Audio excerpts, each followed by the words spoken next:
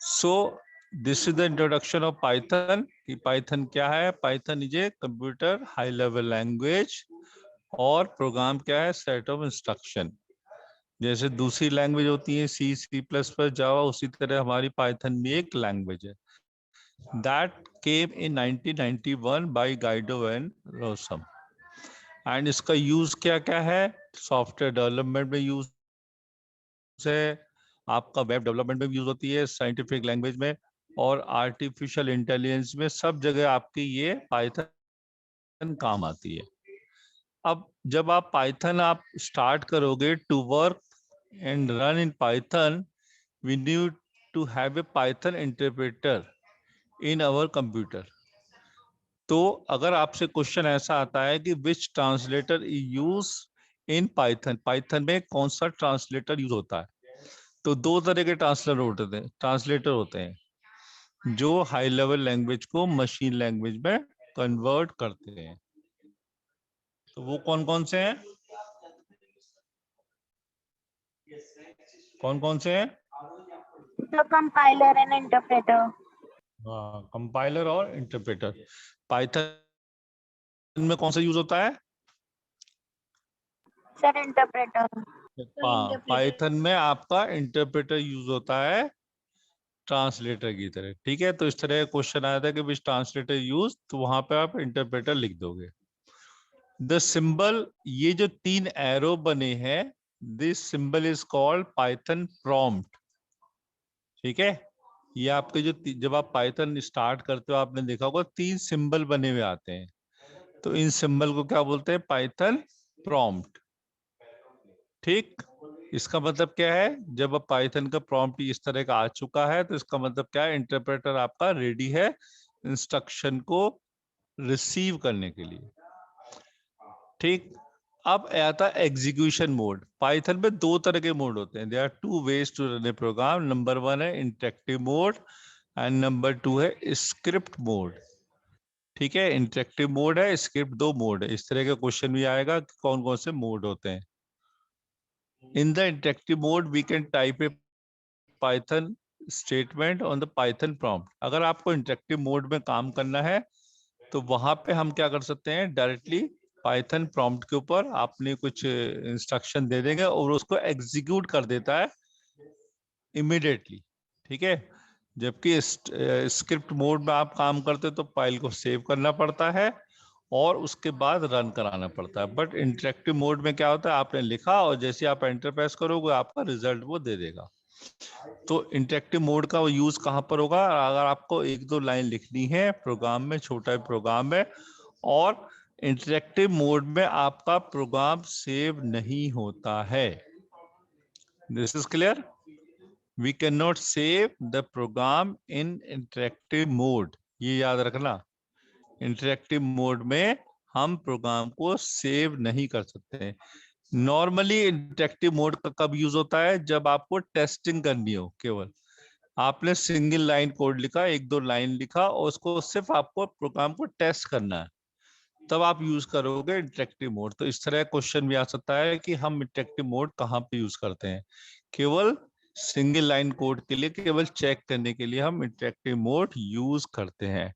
And we can not save the statement for future use and we have to rewrite the program. तो that mean interactive mode में हम programme को save भी नहीं कर सकते हैं, हमें वो प्रोग्राम दोबारा ही टाइप करना पड़ेगा।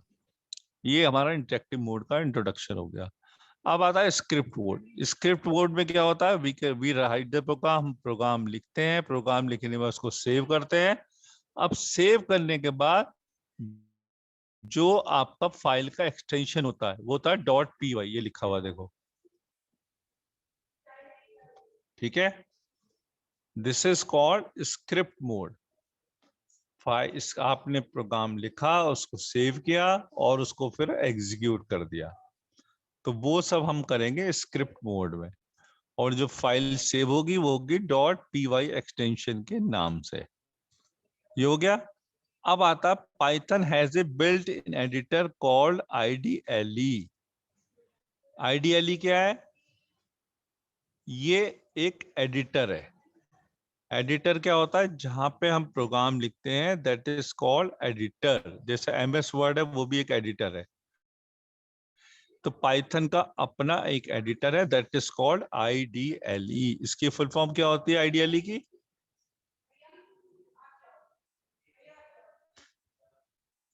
पाइथन की इसकी IDLE की फुल फॉर्म क्या बेटा?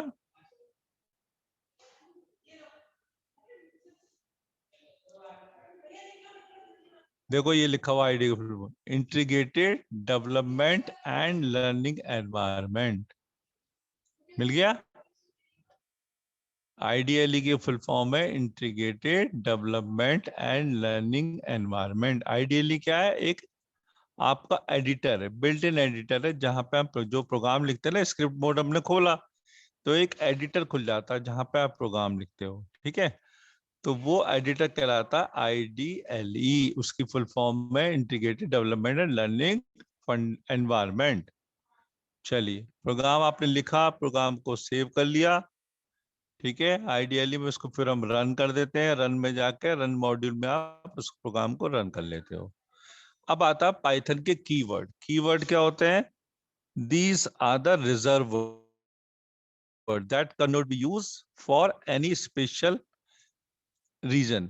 मतलब जो पाइथन के कीवर्ड है, ये सारे रिजर्व वर्ड है। मतलब ये रिजर्व वर्ड आप किसी भी वेरिएबल नेम के लिए यूज नहीं कर सकते हो। ठीक है, किसी भी वेरिएबल का नाम ऐसा नहीं लिख सकते हो आप। ट्रू लिख दिया, नन लिख दिया, ठीक है, DEF लिख दिया, ये सारे पाइथन के अपने रिजर्व वर्ड है। That can not be use for any other purpose. ठीक है, आप ऐसे नहीं किसी वेरिएबल का नाम लिख दिया, एंड लिख दिया, ब्रेक लिख दिया, इफ लिख दिया, एलिफ लिख दिया। सो क्योंकि रिजर्व वर्ड है, तो रिजर्व वर्ड को आप एज ए प्राइवेट यूज के लिए आप नहीं यूज कर सकते हो। ठीक है, तो आपको ये थोड़ा सा पता होना चाहिए कि कीवर्ड कौन कौन से हैं। अब आता आइडेंटिफायर। आइडेंटिफायर का मतलब क्या है? Identifier are names used to identify variable, function और other entities in a program. Identifier का मतलब है जब आप कोई भी वेरिएबल का नाम लिखेंगे या किसी फंक्शन का नाम लिखेंगे या कोई दूसरी चीज लिखेंगे, तो उसको हमें कुछ रूल्स फॉलो करने पड़ते हैं। वो रूल्स मैं कई बार आपको बता चुका हूं। The name should begin with upper case और लोअर केस अल्फाबेट्स। ठीक है, वेरिएबल का नाम आप जब भी देंगे तो या तो अपर केस से स्टार्ट होगा, कैपिटल लेटर से, या फिर स्मॉल लेटर से स्टार्ट होगा, या फिर और एन अंडरस्कोर, या आप स्टार्ट कर सकते हो अंडरस्कोर से। This may be followed by any. उसके बाद आप कुछ भी लिख सकते हो, नंबर भी लिख सकते हो। तो एक दो क्वेश्चन ऐसे भी दे रखे हैं मैंने कि आपको कुछ वेरिएबल्स के नाम दे रखे हैं, उसमें दे रखा है कौन सा वेरिएबल का नाम इनवैलिड है। ठीक है, तो ये आपको याद रखना है। It can be of any length. Variable के लेंथ कितना भी हो सकता है, बट हमेशा प्रेफरेंस किसको देनी चाहिए? Short and meaningful variable name. जैसे आप किसी स्टूडेंट का नेम इनपुट कर रहे हो, तो वेरिएबल आप क्या लोगे? नेम ले लो, ST नेम ले लो, इस तरह से लेना है। ठीक है, it should not be A keyword और रिजर्व वर्ड। और हमेशा वेरिएबल का नाम वो आप नहीं लोगे जो रिजर्व वर्ड ऊपर यहाँ पे दे रखे हैं, ये वाले। We can not use special symbol like $, special symbol भी आप वेरिएबल नेम जब भी डिफाइन करेंगे तो वो आप यूज नहीं करेंगे। ओके, ये कुछ एग्जाम्पल दे रखे हैं जब आप वेरिएबल डिफाइन करो तो कैसे दिखेगा। जैसे आपको मार्क्स के मैथ इनपुट कराने हैं। ठीक है, मार्क्स मैथ्स लिख दिया, मार्क्स इंग्लिश लिख दिया, मार्क IP, ये आपको समझ में आ गया होगा। रादर देन ABCD देने के बजाय आप इस तरह के नाम लिखिए वेरिएबल में। हालांकि this is not the wrong कि आप ABCD या कुछ भी ऐसा वेरिएबल नाम ले रहे हो, बट वेरिएबल का नाम हमेशा क्या होना चाहिए? मीनिंगफुल होना चाहिए, जैसे ये दे रखे हैं। ठीक है, अब आता है वेरिएबल क्या होता है। Variable is an identifier whose value can change. एक तो होता है कांस्टेंट। कांस्टेंट क्या होता है? जिसकी वैल्यू फिक्स रहती है। वेरिएबल क्या होता है? This is an identifier whose value can change, जिसकी वैल्यू चेंज होती रहती है। ठीक है, फॉर एग्जाम्पल हमने अभी एक नाम इनपुट करा और जब दूसरी बार प्रोग्राम को चलाया हमने तो दूसरा नाम इनपुट कर दिया। ठीक है, तो वेरिएबल की वैल्यू क्या हो गई, चेंज हो गई। जैसे वेरिएबल की वैल्यू कैसे हम स्टोर कराते हैं, जैसे मैंने वेरिएबल लिखा जेंडर, ये वेरिएबल नेम है, इसके अंदर मैंने एम स्टोर करा दिया। ठीक है, दूसरा एक मैसेज है, या तो आप सिंगल कोट में स्टोर कर सकते हो या फिर डबल कोट्स में स्टोर कर सकते हो। अगर आपको कोई नंबर स्टोर कराना तो आप इस तरह से लिख सकते हो 987.9, जो भी आपको करना है। अब ये एक प्रोग्राम दे रखा है, write a Python program to find the sum of two number, दो नंबर का सम निकालना है और हमें ये प्रोग्राम लिखना है। तो पहली लाइन है कमेंट लाइन। ऐसे क्वेश्चन भी आ सकता है एमसीक्यू में कि in the beginning which symbol is used to start the comment line। Comment line को स्टार्ट करने के लिए आप क्या लिखेंगे, तो वहां पे क्या आ गया, आपका आंसर आ गया हैश साइन। हमेशा हैश से क्या होता है, स्टार्ट होता है आपका कमेंट लाइन, और कमेंट लाइन कभी भी आपकी एग्जीक्यूट नहीं होती है। तो आप दो लाइन देखो, दो लाइन से पहले एक हैश साइन लगा हुआ है, इसका मतलब क्या है, ये दोनों लाइन आपकी कमेंट लाइन है। फिर लिखा हुआ num1 is equal to 10, num2 is equal to 20। तो दोनों क्या है, वेरिएबल नेम। वेरिएबल नेम आपको देखा ना, पहले अल्फाबेट से स्टार्ट हो, बाद में चाहो तो नंबर भी लिख सकते हो। तो num1 के अंदर 10 स्टोर है, num2 के अंदर 20 स्टोर है।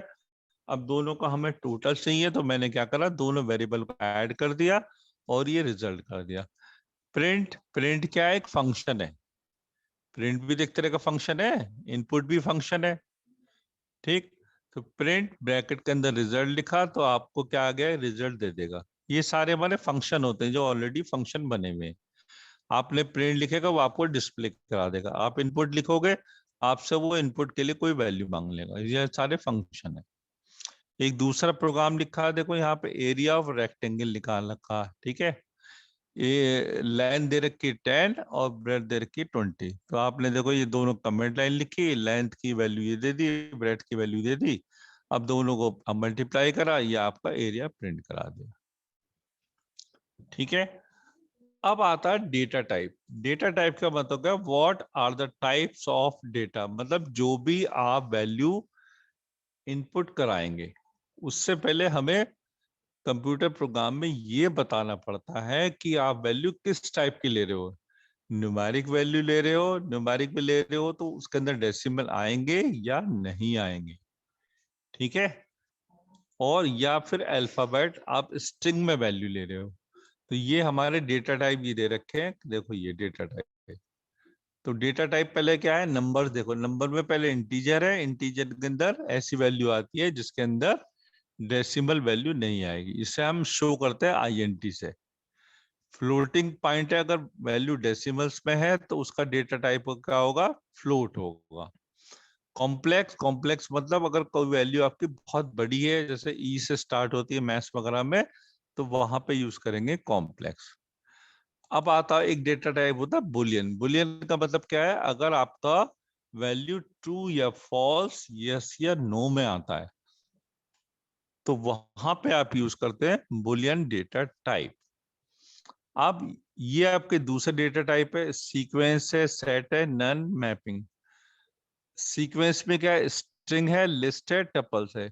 स्ट्रिंग तो, और ये तीनों आपके जो है स्ट्रिंग, लिस्ट, टपल्स क्या होते हैं, ये आने वाले चैप्टर में आप लोग पढ़ोगे, बाकी ये छोड़ दीजिएगा। तो आपको डेटा टाइप कौन कौन से याद रखने हैं, एक तो नंबर्स में इंटीजर, उसके लिए आईएनटी यूज करेंगे, फ्लोटिंग में फ्लोट यूज करेंगे, और कॉम्प्लेक्स में ये यूज करेंगे। और इसके अलावा बुलियन हो गया। देखो दे रखा है इंट के लिए इंटीजर, इसमें ये सारे नंबर्स आ रखे हैं बिना डेसिमल्स के।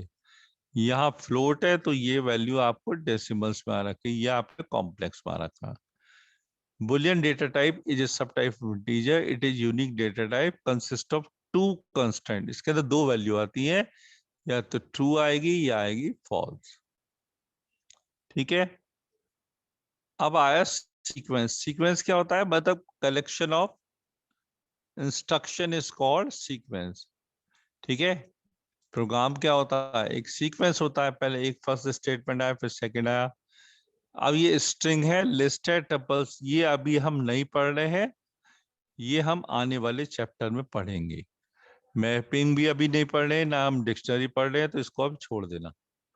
अब आता ऑपरेटर। ऑपरेटर क्या होता है? Operator used to perform specific mathematical और लॉजिकल ऑपरेशन ऑन वैल्यू। अगर आपको कभी भी कोई कैलकुलेशन करानी है तो वहां पे आप यूज करेंगे कोई भी ऑपरेटर। ठीक है, कोई भी ऑपरेटर यूज करेंगे। The value that the operator works on are called operands. ठीक है, तो जिस वैल्यू के ऊपर ऑपरेटर यूज कर रहे हैं उसको हम बोलते हैं operand. For example, in the expression 10 plus num हमने लिखा, तो द वैल्यू क्या है? 10 है, and the variable num are operands. Num क्या है? ये एक तरह का ऑपरेंड है, और ये आपका प्लस साइन है। तो अर्थमेटिक ऑपरेटर कौन कौन से हैं? यहाँ पे अर्थमेटिक ऑपरेटर है आपका, ये आपको दिखा देता हूँ। अर्थमेटिक ये है आपके, ये है प्लस साइन, एडिशन के लिए यूज होगा, ये सब्ट्रैक्शन के लिए माइनस यूज होगा, मल्टीप्लाई के लिए स्टार यूज होगा, और डिवीजन के लिए ये यूज होगा। और ये है मॉडुलस साइन। मॉडुलस साइन कहाँ पे यूज होता है? मॉडुलस साइन कहाँ पे यूज होता है बताओ? अगर आपको रिमाइंडर निकालना है, जैसे मुझे रिमाइंडर निकाला, नम 1 की वैल्यू 13 है, नम 2 की वैल्यू 5 है, तो मैंने लिखा नम 1 मॉडुलस नम 2। तो 5 को अब 13 से डिवाइड करोगे तो रिमाइंडर आया आपका 3। तो ये आपको पता होना चाहिए कि कौन सा साइन किस लिए यूज होता है। ये भी आपका एमसीक्यू में क्वेश्चन आ सकता है। अब आता है डबल स्लैश। ठीक है, डबल स्लैश का मतलब क्या होता है? Floor division. अगर आपको यहाँ पे कुछ भी डिवाइड करना है, जैसे 5 को मैंने 2 से डिवाइड करा, तो रिमाइंडर तो क्या आएगा? इससे आएगा, मॉडुलस से। और फ्लोर से क्या आएगा आपका? जब 2 से डिवाइड करोगे 5 को तो क्या आएगा? वैल्यू 2 आएगा। तो ये आपको अगर निकालना है तो वहां पे डबल, ये आपका डबल स्लैश यूज होगा। तो ये आपको ये ऑपरेटर सबको पता होना चाहिए। अब डबल स्टार। डबल स्टार का मतलब क्या है? अगर आपको कुछ भी क्या निकालना है? एक्सपोनेंट निकालनी है। ठीक है, किसी की पावर दे रखी है तो हमें अगर निकालना है तो वहां पे यूज करोगे आप डबल स्टार। जैसे मैंने यहाँ पे दिया num 1 is equal to 3, num 2 is equal to 4, तो मैंने लिखा नम 1 स्टार स्टार नम 2। तो आप देखो यहाँ पे 3 की पावर 4 है, तो यहाँ पे क्या आ गई? वैल्यू 81 आ गई। ये सबको समझ में आ गया यहाँ तक?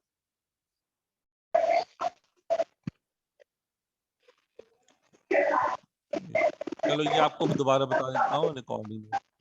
Relational operator in Python. तो रिलेशनल ऑपरेटर क्या है? एक तो आपका इक्वल साइन है। अगर आपको दो ऑपरेंड को कंपैरिजन करना है, इक्वल करना है, तब आप लगाओगे यहाँ पे इक्वल साइन। जैसे आपका एक वैल्यू है, दूसरी वैल्यू को चेक करना है कि वो वैल्यू उसके इक्वल है या नहीं है। ठीक है, तो नम 1 इक्वल इक्वल नम 2, ये आपका नॉट इक्वल टू है, और ये आपका ग्रेटर देन, ये आपका लेस देन का साइन है। ठीक, अब आपके आता है असाइनमेंट ऑपरेटर। जैसे यहाँ पे हम किसी नम 1 एक वेरिएबल है, इसके अंदर हमने 2 वैल्यू असाइन कर दी, तो नम 1 की वैल्यू क्या हो गई? 2 हो गई। ठीक है, तो ये असाइन करने के लिए यूज होगा इक्वल। ये प्लस इक्वल अभी आप छोड़ दो, ये दोनों साइन अभी छोड़ दो आप, इसको बाद में कराऊंगा जब प्रोग्राम कराऊंगा। अब आता लॉजिकल ऑपरेटर। लॉजिकल ऑपरेटर कौन कौन से हैं? आवाज किसकी आ रही है ये? Yes sir. ओके, अब ये आपके लॉजिकल ऑपरेटर, जैसे आपको मैंने कंडीशन बताई थी ना, इफ कंडीशन लगाते हैं, if A greater than 5 and A greater than 17। ठीक है, तो वहां पे आप एंड यूज करोगे, ये लॉजिकल ऑपरेटर कहलाते हैं। और और भी कर सकते हैं यूज, जैसे इफ a ग्रेटर देन 5 और a ग्रेटर देन 7, है ना। if a is equal to 5 और b is equal to 7, तो वहां पे और यूज करोगे। एंड में क्या होगा, दोनों कंडीशन ट्रू होनी चाहिए। जैसे मैंने आपको एसक्यूएल क्वेरी कराई थी, वहां पे भी एंड और नॉट आते, तो ये एंड हो गया, ये आपका और हो गया। जैसे यहाँ पे हम लिखते हैं num1 ग्रेटर देन 10 और num2 ग्रेटर देन 10, ठीक है। इसका मतलब या तो num1 की वैल्यू 10 से ज्यादा हो या बराबर हो, या num2 की वैल्यू 10 से ज्यादा हो या बराबर, दोनों में कोई भी कंडीशन ट्रू होगी तो आपका स्टेटमेंट वो ट्रू होगा, ठीक है। और के केस में एक कंडीशन ट्रू होनी चाहिए। जैसे आपको मैंने माई स्कूल में कराई थी क्वेरीज, ठीक है, वहां भी और आपका यूज हो। नॉट में क्या है, अगर आपको एंड में तो दोनों कंडीशन ट्रू होनी चाहिए और में एक होनी चाहिए। अब लगाएंगे नॉट। नॉट का मतलब and not greater than 5। Not का मैंने अभी दिया नहीं है वैसे क्वेश्चन कोई भी। नॉट का मतलब कि उल्टा हो गया, एंड नॉट ग्रेटर देन 5 मतलब 5 के इक्वल, 5 से ज्यादा वैल्यू नहीं हो। ओके, अभी मेंबरशिप ऑपरेटर छोड़ दिए, ये भी बाद में कवर करेंगे। अब आता है एक्सप्रेशन, ये भी अभी ज्यादा नहीं है इसको इतना करना। ये प्रेसिडेंस ऑपरेटर, ये भी बस सिंपल, इसमें वही है आपका कि किस किस तरह से आपका जो ऑपरेटर है किस तरह से प्रेफरेंस मिलती है, ठीक है। जो जैसे मैथ्स में होता है वैसे ही इसके अंदर आप भी करोगे, वो अपने आप करेगा, आपको कुछ नहीं करना, इसको भी आप छोड़ सकते हो। अब आता है इनपुट एंड आउटपुट स्टेटमेंट,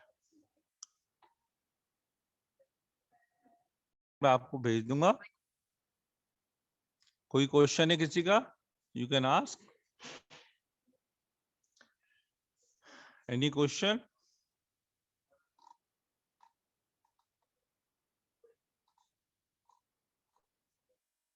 किसी को क्वेश्चन पूछना है? No sir. चलिए ठीक है, इसकी रिकॉर्डिंग भेज दूंगा, आप उसे 2-3 बार सुन लोगे, इसे चैप्टर को खोलना है तो बिल्कुल आपको समझ में आ जाएगा। बाकी की अगर क्लास नहीं हो पाई तो मैं ऐसी रिकॉर्डिंग करके आपको फिर भेज दूंगा। वैसे तो कोशिश मैं करूंगा कि मंडे ट्यूसडे में क्लास आपकी ले लूं, ठीक है, टाइम मैं आपको बता दूंगा। चलिए, थैंक यू।